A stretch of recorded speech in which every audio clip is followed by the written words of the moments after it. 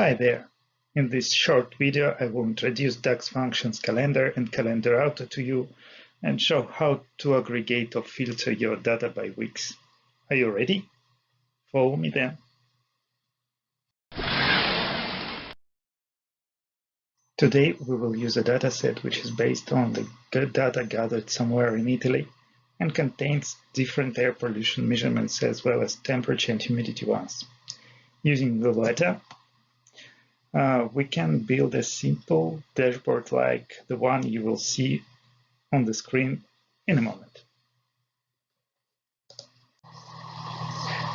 This one, we have minimum and maximum values of temperature and humidity for each day on our visuals.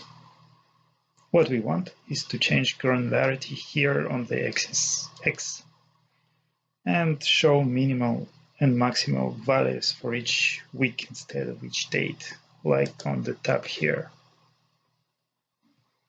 To do so, we would need to dive a little bit into DAX.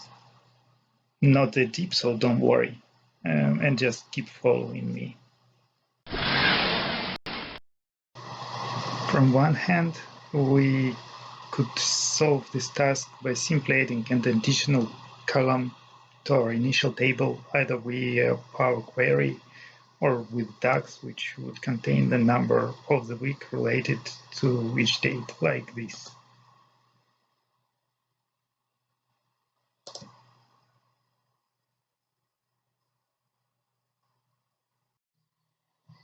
Using such a formula, our work would have been done here. Let's press enter. Okay, after that we could have used our newly created column for one of our visuals like this. Voila, we have our work completed.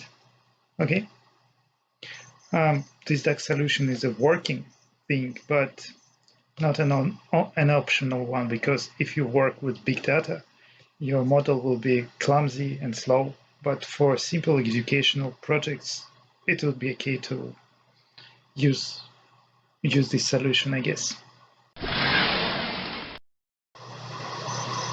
The second option is to create a calendar table. Best practices say that you should prepare such table outside of Power BI, in SQL, for example, but we'll do it in Power BI exactly. Otherwise, I won't be able to introduce you to Calendar and CALENDARAUTO. To do so, let's go to our model, choose Table Tools, and New Table. Let's start with CALENDARAUTO and see how it goes.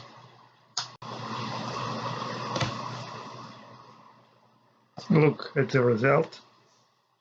What we can see is that the newly created table has around 40,000 entries and starts with the year 1899. It is not what we expected to see. Why did it happen? Because CALENDARAUTO analyzes all the dates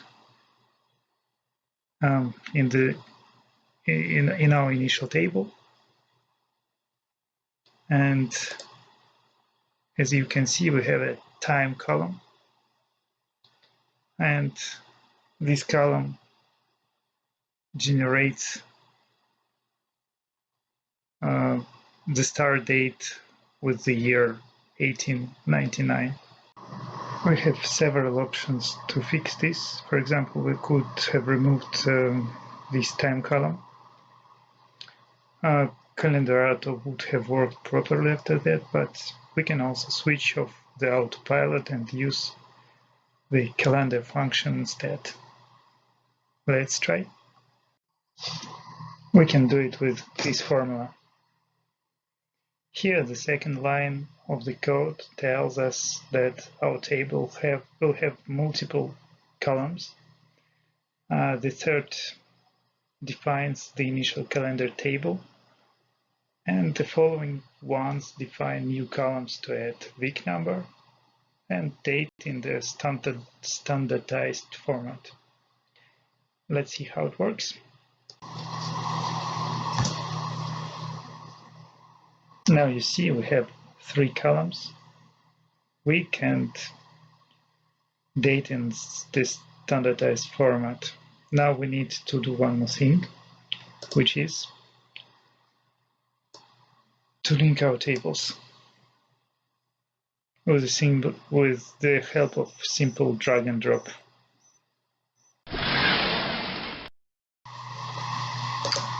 Okay, now we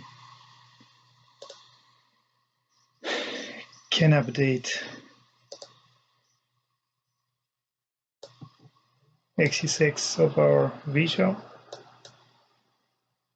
update sorting,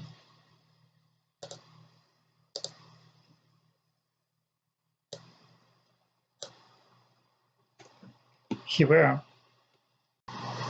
Apart from that, we can add our weeks to the slicer, for example, or use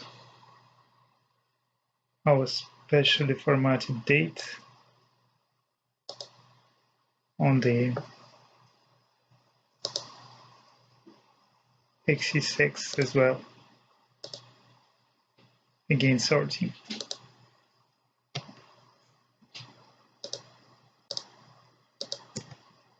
Like that.